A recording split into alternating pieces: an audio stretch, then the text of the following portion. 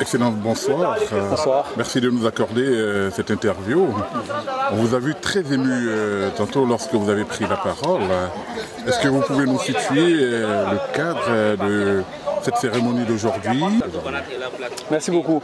Donc effectivement, je suis très ému à cause des relations personnelles que j'avais donc avec le défunt.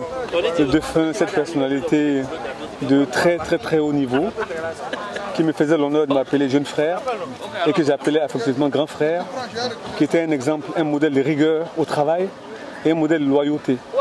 C'était le candidat du RHDP, s'il en était encore besoin, qu'il était quelqu'un effectivement qui centralisait tous nos espoirs, les espoirs en tout cas d'une grande partie de la population. Donc c'est avec beaucoup d'émotion que nous avons fait aujourd'hui la cérémonie d'aujourd'hui, d'hommage au Premier ministre, au chef du gouvernement. C'est vrai, nous avons voulu joindre à notre petit niveau, au niveau de la Belgique, nos hommages à ceux de la majorité de nos compatriotes qui le font en Côte d'Ivoire. Et c'était donc une cérémonie écuménique à laquelle donc nos compatriotes ont répondu nombreux et les images qui ont été faites nous ont convaincus que nous avons bien fait d'organiser cette cérémonie. Ce que nous espérons, c'est effectivement que tous ces hommages et tous ces mots gentils adressés à notre regretté Premier ministre soient pour lui une lumière dans la tombe et amène le tout miséricordieux à lui pardonner et à lui faire miséricorde. Okay. Vous qui l'avez personnellement connu, aujourd'hui, à l'heure de la séparation, que voulez-vous que nous puissions retenir de l'illustre personnage? Effectivement, le Premier ministre était un grand travailleur. C'était quelqu'un qui avait une très haute opinion de l'État et qui avait de grandes ambitions pour notre pays. Il est l'architecte et la cheville ouvrière de l'ensemble des grands projets que vous avez vus menés dans notre pays, qui ont transformé totalement notre pays en 10 ans.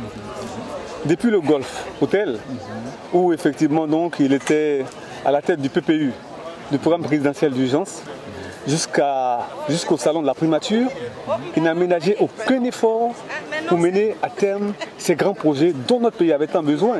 Il a créé, et si vous vous souvenez, un ministère rattaché au Premier ministre, chargé de la coordination des grands projets. C'est la preuve qu'effectivement le Premier ministre tenait effectivement à suivre l'évolution de tous les projets. Il voulait en être informé, il voulait s'assurer que tout se passait bien, que tout était réglé comme une horloge suisse. Et c'était important et remarquable. Et il va nous manquer, évidemment qu'il va nous manquer. Vous savez, il y a des choses du cœur qu'on ne peut pas avoir comme ça, je dis, avec la tête. Il va nous manquer très certainement. Son amour pour notre pays, ça va nous manquer. Et ce que je peux vous dire, c'est que le Premier ministre part, mais il nous laisse des valeurs. Et ces valeurs-là restent avec nous.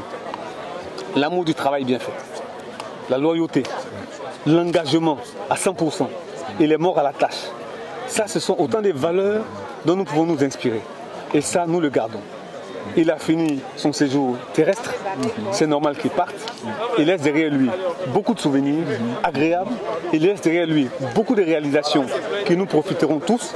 Et tout ce que nous prions, le Seigneur, c'est de faire en sorte que toutes ces réalisations qui ont été faites avec le cœur soient pour lui une lumière dans sa tombe. Je vous remercie. C'est nous qui vous remercions au nom de CI Benelux TV et au nom de la communauté ivoirienne tout entière. Je tenais personnellement à vous remercier pour votre implication et pour votre touche personnelle. Nous avons vu le résultat, c'était à la hauteur. Merci beaucoup. Merci pour ce que Merci à vous tous. Pour nous. Merci à vous tous. Merci à vous tous et à la prochaine. On se verra le 7 août, effectivement, avec toute la communauté, pour effectivement passer un moment agréable. Je vous remercie. Merci.